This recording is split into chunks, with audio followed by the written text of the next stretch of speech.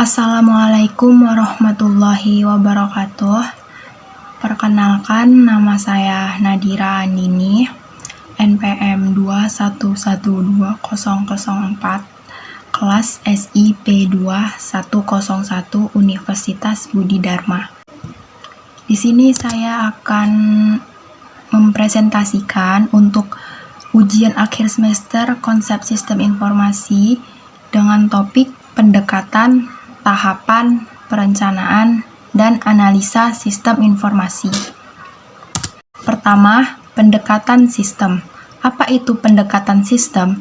Pendekatan sistem adalah pendekatan terpadu yang memandang suatu objek atau masalah yang kompleks dan bersifat interdisiplin sebagai bagian dari suatu sistem. Adapun langkah-langkah dalam pendekatan sistem yaitu 1. Memandang perusahaan sebagai suatu sistem. 2. Mengenal sistem lingkungan. 3. Mengidentifikasi subsistem perusahaan. 4. Bergerak dari tingkat sistem ke subsistem. 5. Menganalisis bagian-bagian sistem dalam satu ukuran tertentu. Adapun macam-macam metode pendekatan pengembangan sistem. A. Berdasarkan metodologi yang digunakan, ada dua macam metode pendekatan, yaitu pendekatan klasik dan pendekatan terstruktur. B. Berdasarkan cara menentukan kebutuhan, ada dua macam metode pendekatan, yaitu pendekatan dari bawah ke atas atau bottom approach, dan pendekatan dari atas ke bawah atau top-down approach. C. Berdasarkan sasaran yang ingin dicapai, ada dua macam metode pendekatan, yaitu pendekatan sepotong atau piecemeal approach dan pendekatan sistem atau system approach. Dan D. Berdasarkan cara pengembangannya, ada dua macam metode pendekatan, yaitu pendekatan sistem menyeluruh atau total system approach dan pendekatan modular atau modular approach.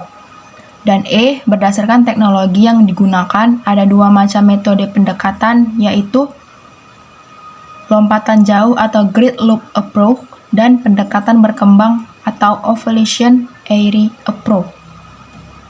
Oke, kita lanjut ke tahapan pengembangan sistem informasi.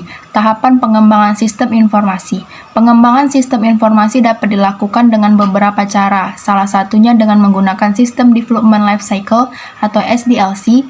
Metode SDLC memiliki beberapa tahapan sebagai berikut: Requirement Analysis, Design Analysis, Implementation, Testing, Evolution, atau pemeliharaan dan penambahan.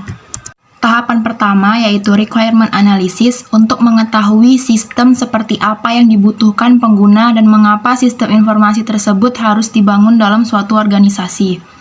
Dan tahapan kedua, Design Analysis. Proses ini untuk memberikan gambaran secara umum kepada pengguna sistem informasi mengenai sistem informasi yang akan dibangun. Tahapan yang ketiga, Implementation atau implementasi, ini merupakan tahapan pembuatan atau pengembangan sistem informasi sesuai rancangan yang sudah dibuat. Dan tahapan keempat, Testing. Tahap testing dibutuhkan untuk mengetahui kinerja dari sistem informasi yang sudah dibuat oleh tim development. Dan tahapan yang kelima, Evolution. Di tahap ini dilakukan proses maintenance software. Lanjut ke perencanaan sistem.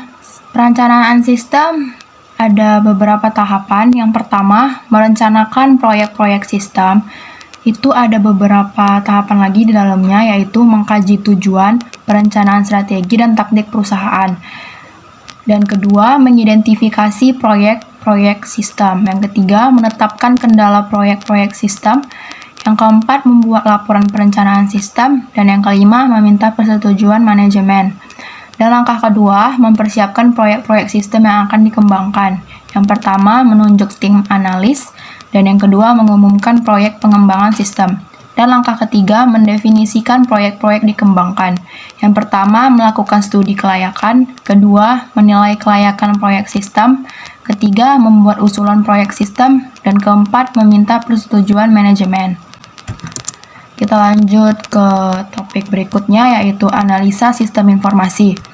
Analisa sistem atau sistem analis adalah suatu teknik atau metode pemecahan masalah dengan cara menguraikan sistem ke dalam komponen-komponen pembentukannya untuk mengetahui bagaimana komponen-komponen tersebut bekerja dan saling berinteraksi satu sama lain untuk mencapai tujuan sistem.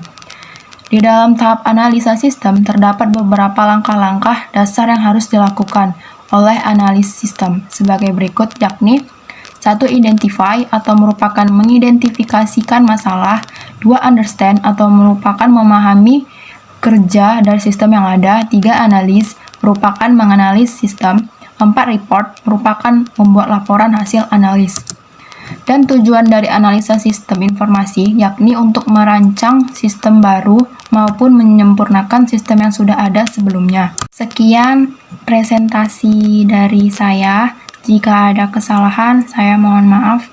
Terima kasih. Wassalamualaikum warahmatullahi wabarakatuh.